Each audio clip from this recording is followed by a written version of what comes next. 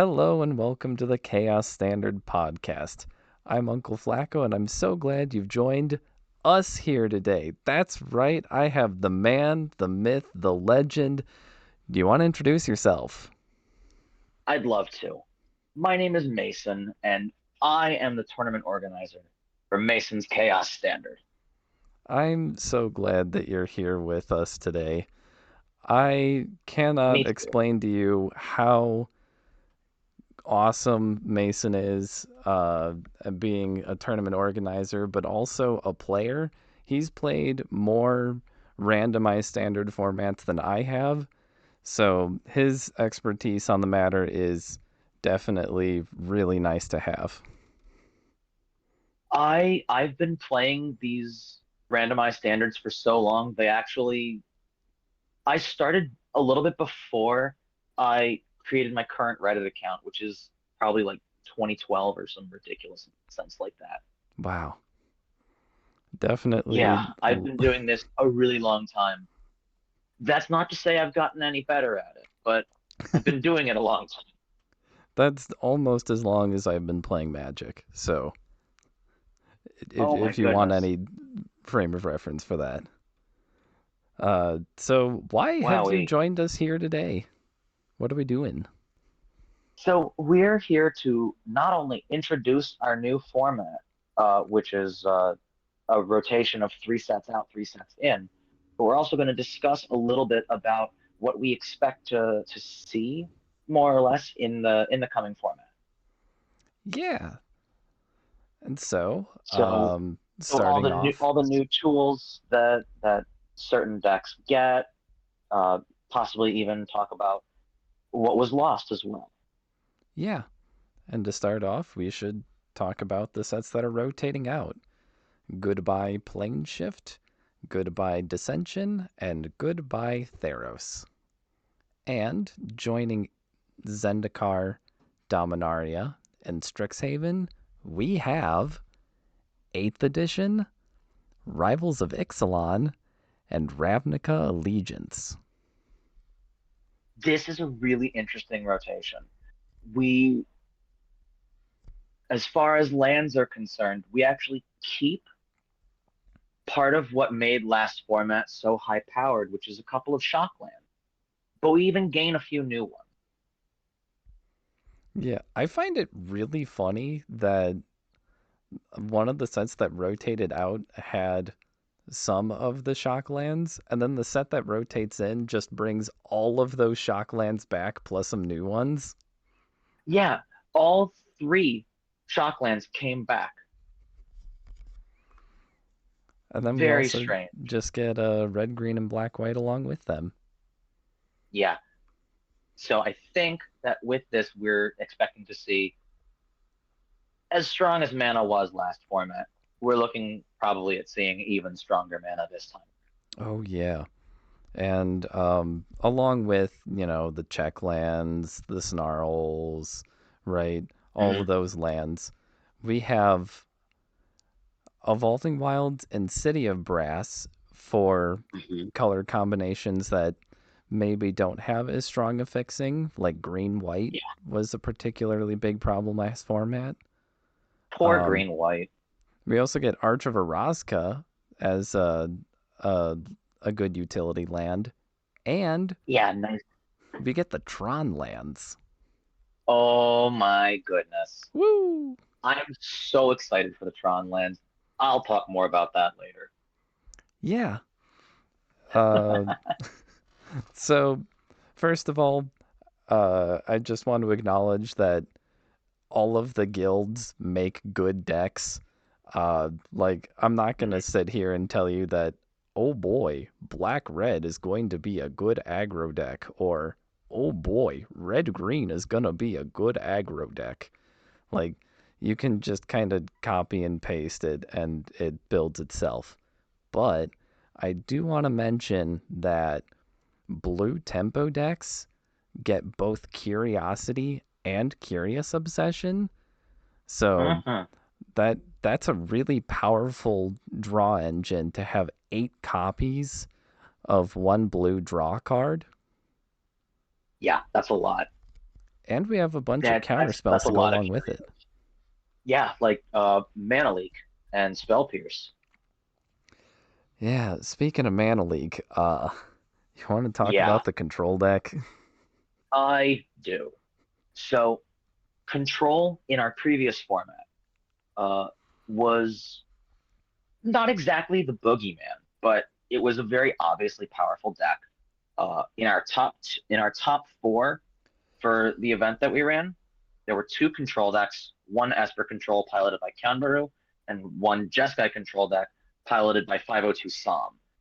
They both performed very well, and I mean they were both forces to be reckoned with. Yeah, I almost submitted And a now they're control deck getting more tools. myself, but I Yeah, did find a different deck to submit on. yeah, I really liked your deck. Like it itched my brain in a very very good way. Yeah, different podcast though. Different podcast. So with the new rotation, Eighth Edition brings with it Wrath of God, and Zendikar keeps with it Day of Judgment. So that's a lot of board wipes that are just two white white. We also coming with RNA. We also have Kaya's Wrath rotating in. So that's a lot of 4 mana board wipes at Control's disposal. Hmm. In addition to that, we also gain a lot of, I'm not really sure how to describe them, but uh, let's call them tools from 8th edition that are particularly hateful. There are a lot of really good tools. There's like good counter spells. There's good fixing, and There's good even Rivals of hate Ixalan pieces. gives you another finisher in the form of Nezahal if you don't want to Nezahal, just yes. rely on Teferi. So Yeah, yeah, yeah, and Nezahal being pretty good against control in and of itself should make for a very potent finisher. yeah. That isn't to say though that Control is completely unbeatable.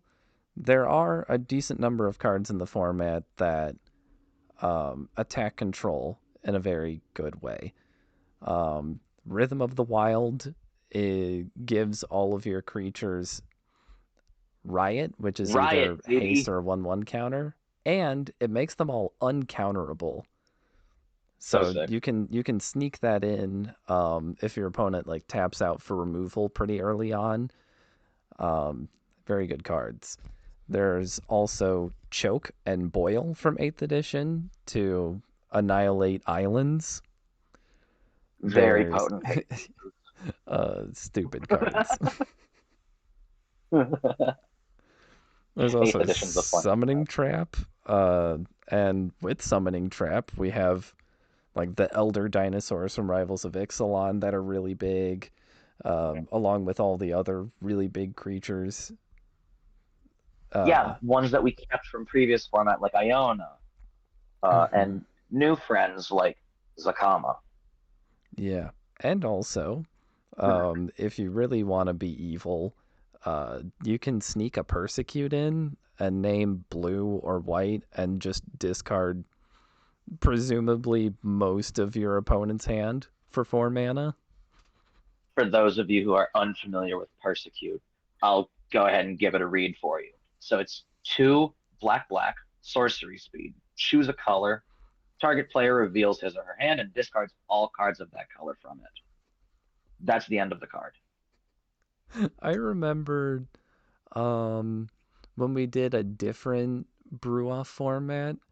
I remember playing mono black into mono blue, and I just persecuted someone for their entire hand. It was like 4 or 5 cards.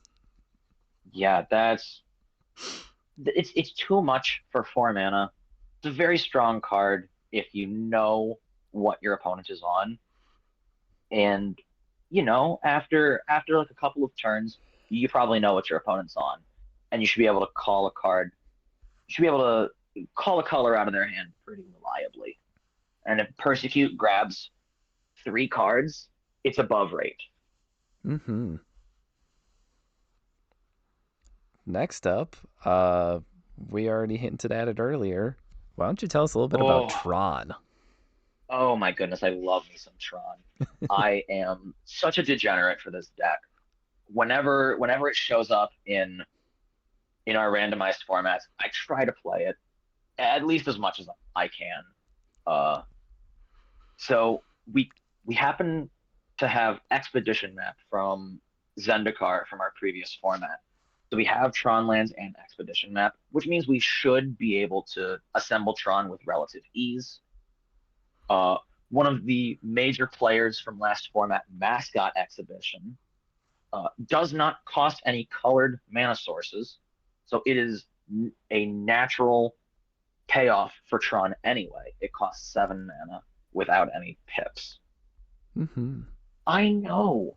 I agree, Cat. Is your My cat being cat is cute over also. there? He is. He is being adorable, and he's yelling about Tron just like I am. A smart cat.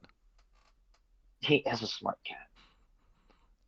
And yeah, Um, depending yeah, on what colors you want to play in your Tron deck, you can also play some really big payoffs. Things like yeah, Blaze or Hydroid Krasis. yeah. Simic Tron back in the day when dinosaurs roamed the earth and Tron was in standard. Simic Tron was one of the go-to Tron decks. Didn't that deck like entwine a tooth and nail? Was it that deck? I think that one might have been Gruul Tron. I think it was Mono Green Tron, and it was like Kiki Triskelion and Kiki Sundering Titan. Okay. Um, But yeah, big yeah, mana, big payoffs. Big win. yeah, all of the above. But that's not to say that Tron is unassailable either. There are some pretty good answers to Tron.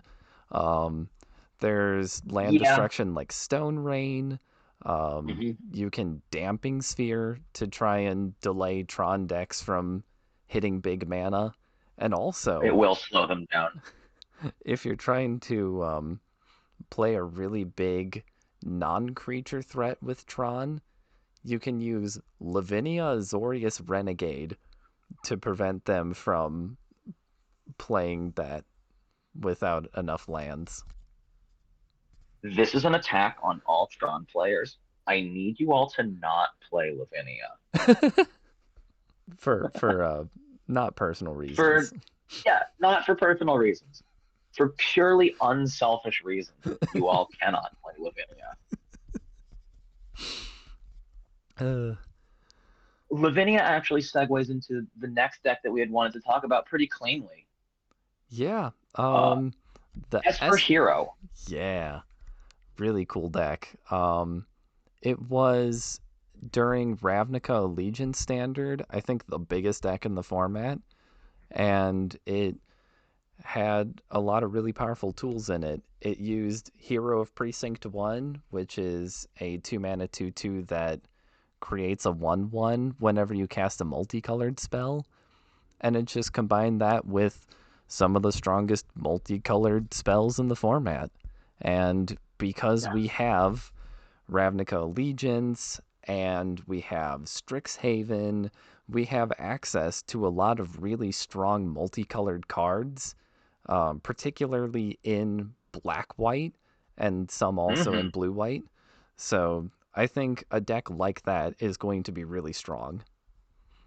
Yeah. Additionally, because we have such a strong mana base to the format, uh, a deck that is particularly greedy with its mana pips, it shouldn't get punished too hard, right? Yeah.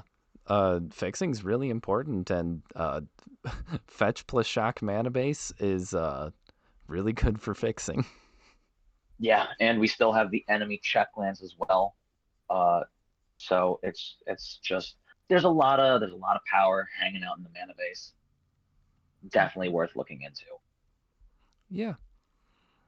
Um, one more deck that we wanted to highlight was a ramp deck that didn't use Tron lands. Hmm.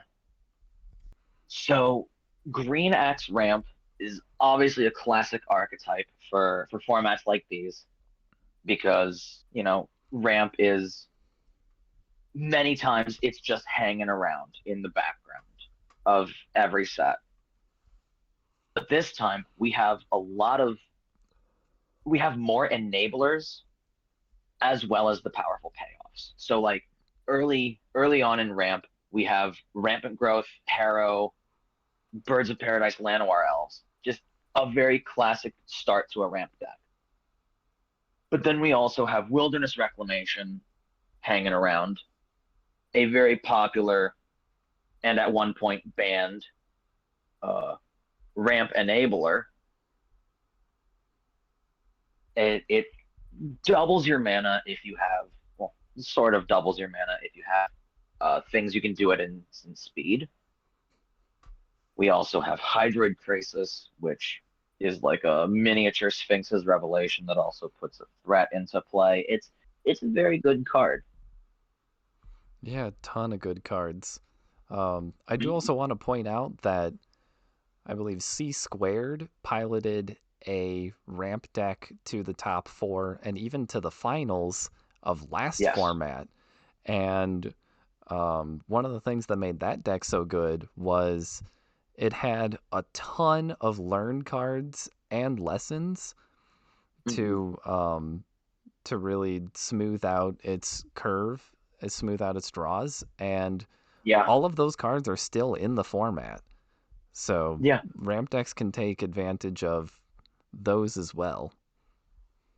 Yeah. And the big takeaway from that, I don't want to get too far ahead of myself, is that learn lesson improves your consistency. It may not necessarily increase your power level, but the more consistently you're able to do something in general, the better it is, Yeah, especially if it's alongside other power. that goes back to episode one. You want power and you want consistency, and learn lesson And definitely gives you consistency. yeah, and the Bant Ramp deck really did blend power and consistency together very nicely. Hmm. 4 copies of Mascot Exhibition uh, was it was a lot of mascots and it was a lot of exhibiting.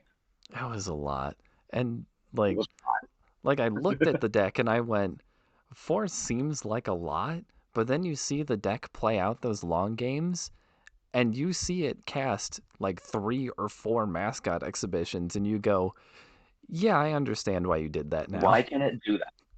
Why Why? can it do that? That's a Yeah, really good uh, question.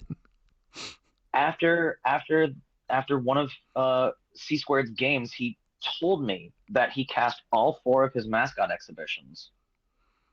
And I mean, at that point, I didn't even know he had 4 copies. Just everything about that message really it resonated with me, and I don't know if it was in a good way, but I definitely giggled when I read it. Oh, I did not know that. That's very funny. It was very funny.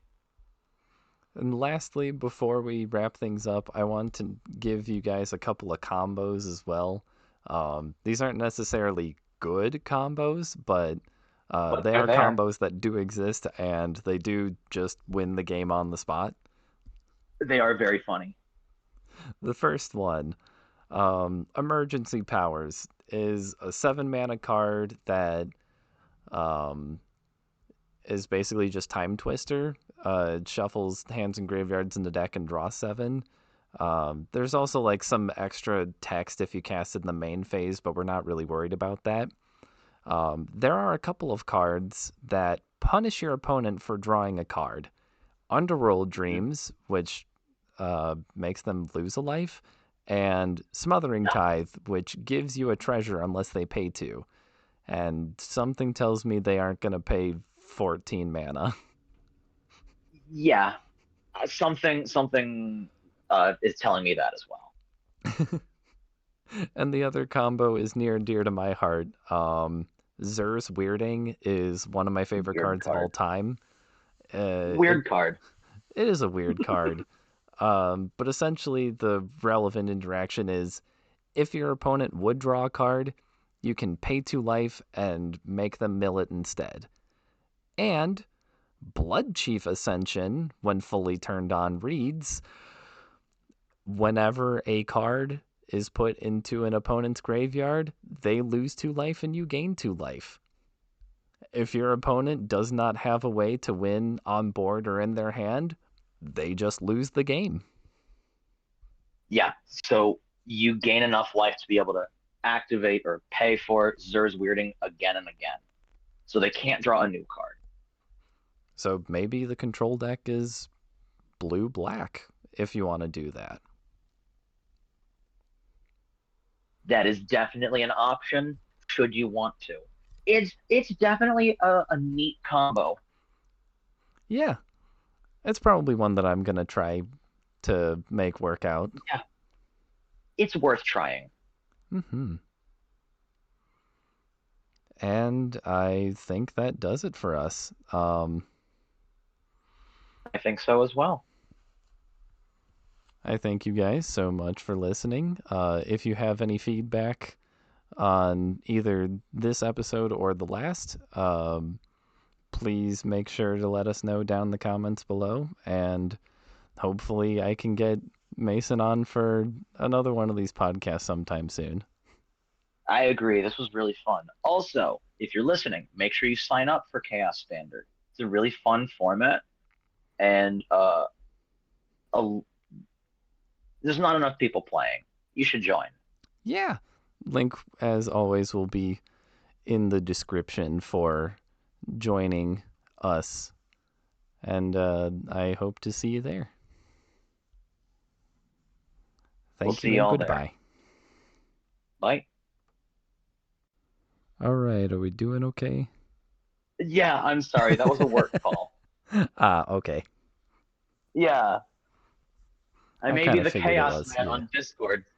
I may be the Chaos Man on Discord, but I'm the Pizza Man in real life. You are the pizza man. Uh, yeah, we're just gonna cut all that out.